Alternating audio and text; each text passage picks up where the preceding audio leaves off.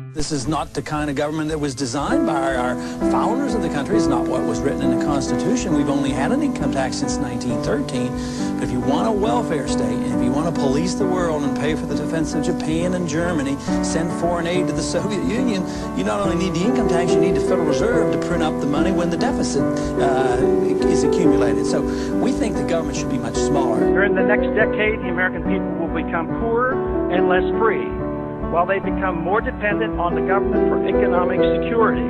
This country is in the middle of a recession for a lot of people. Michigan knows about it. Poor people know about it. The middle class knows about it. Wall Street doesn't know about it.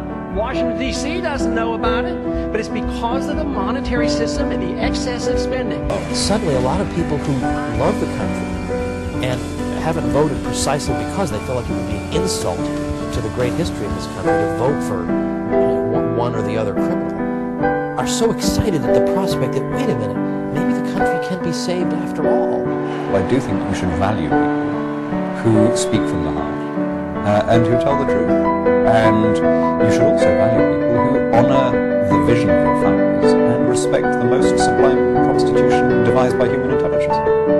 We want an America full of principled people. Not people who say one thing and do something else, say anything to get elected, but who say what they mean what they say, and they live their lives by those principles. The Federal Reserve credit created during the last 8 months has not stimulated economic growth in technology or the industrial section, but a lot of it ended up in the expanding real estate bubble. This too will burst, as all bubbles do. How could it be that you knew this on the banking committee in 2003 and nobody else did until after the collapse?